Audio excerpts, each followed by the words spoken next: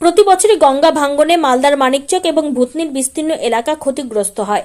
এমত অবস্থায় কিভাবে ভাঙ্গন রোধ করা সম্ভব তার জন্য চেষ্টা করে যাচ্ছেন আমাদের মুখ্যমন্ত্রী, কিন্তু ভাঙ্গন রোধে একটিও পয়সা দিচ্ছে না দিল্লির বিজেপি সরকার।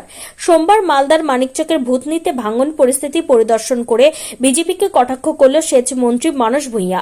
সঙ্গে রয়েছেন সংশ্লিষ্ট দপ্তরের প্রতিমন্ত্রী সাবিনা ইয়াসমিন, জেলা শাসক নিতিন সিংহানিয়া, রাজ্যসভার সাংসদ মৌসম নূর, বিধায়ক সাবিত্রী মিত্র, সমর মুখার্জি সহ সেচ দপ্তরের আধিকারিকরা। তাদের নিয়ে এদিন সেচ মন্ত্রী মানস ভূঁইয়া ভূতনির বিভিন্ন নদী ভাঙ্গন কবলিত এলাকা ঘুরে দেখেন, ভাঙ্গন পরিস্থিতি সরজমিনে ঘুরে দেখেন। বন্যার পর ভূতনিতে কোথায় কোথায় নদী বাঁধের কি পরিস্থিতি রয়েছে তা খতিয়ে দেখেন। আপনাদের ব্যাপারে একটা বড় ধরনের পরিকল্পনা চিন্তায় আছে। মুখ্যমন্ত্রীর উপর ভরসা রাখুন, আস্থা রাখুন, মমতা বন্দ্যোপাধ্যায়ের উপর। আমি ঘুরছি, দেখব। আমিও বন্যা পীড়িত এলাকার লোক, সবংয়ের, মেদিনীপুরে।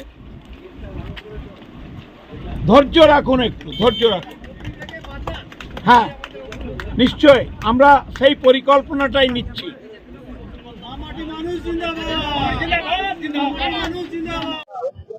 আমাদের শ্রদ্ধেয় সর্বজনপ্রিয় মাননীয় মুখ্যমন্ত্রী মমতা বন্দ্যোপাধ্যায়ের নির্দেশে আমি মুর্শিদাবাদ মালদা জেলা গতকাল থেকে আজকে নিয়ে ঘুরছি।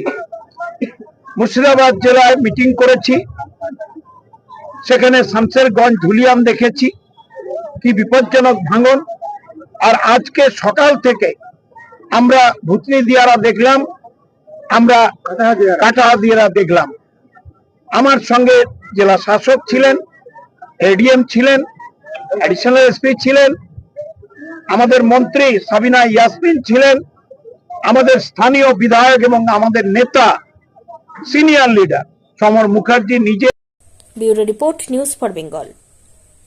This channel does not promote or encourage any illegal activities.